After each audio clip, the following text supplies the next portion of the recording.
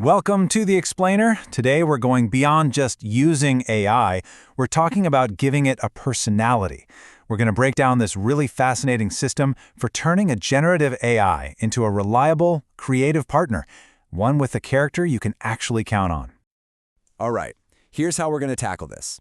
First, we'll talk about a huge problem that pretty much everyone faces with AI. Then, we'll introduce the two AI personalities that are the solution. After that, we'll dive into the strict format they have to follow, the commands that keep them in line, and finally, we'll uncover the big idea that makes this whole thing work so well. So if you've ever played around with a creative AI, you know exactly what I'm talking about.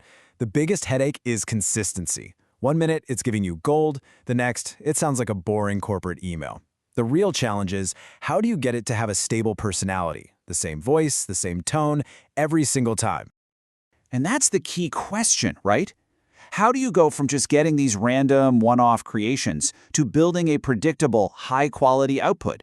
You want something that feels like it's coming from a specific character you can actually collaborate with, someone you can rely on. Now, the source material we're digging into today offers a pretty radical solution. It says, hey, stop chasing the perfect prompt. That's a losing game.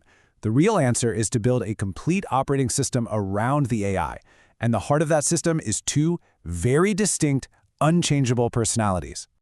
So, let's meet the stars of the show. The two AI personalities at the core of this entire system are named Aurora and Velocity. And trust me, understanding them is the key to everything else.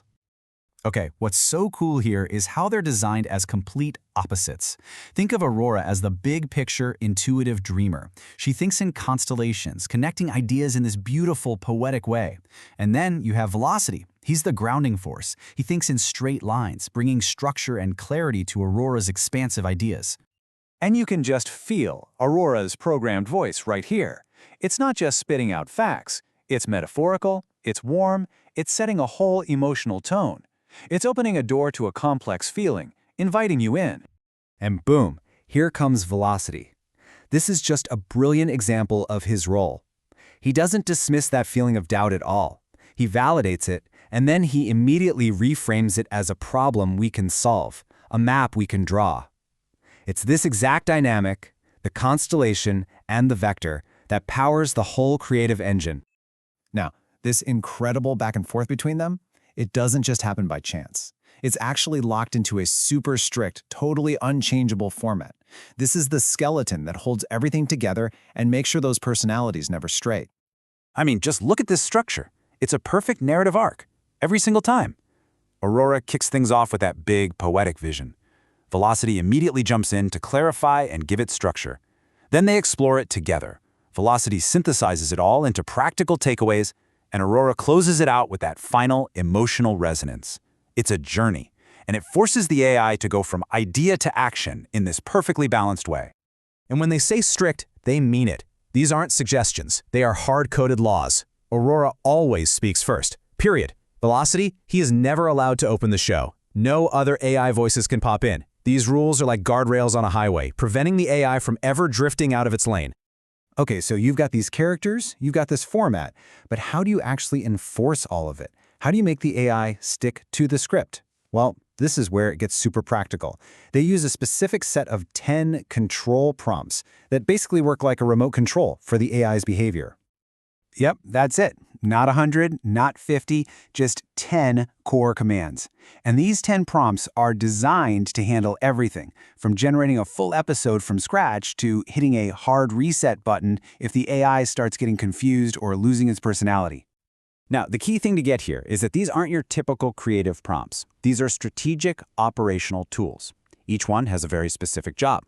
If the tone starts to feel off, there's a command to snap it back to the character Bible.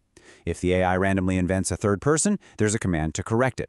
And, most importantly, if things go totally off the rails, there's a hard reset to just wipe the slate clean and go back to the original rules. So what's the big takeaway from all this? We've got these defined personalities, a rigid format, and these super strict control commands. It all points to a powerful and honestly pretty counterintuitive principle when you're working with creative AI. And this, right here, is the core idea. The whole system works because of its constraints, not in spite of them.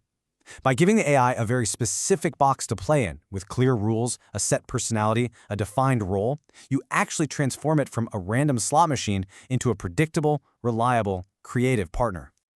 So in the end, this intense level of structure is what gives the AI the freedom to be creative, but to do it consistently. You're not holding it back, you're giving it a character to play, a stage to perform on, and a script to follow. And that seems to be the secret to getting repeatable, high-quality creative work from an AI.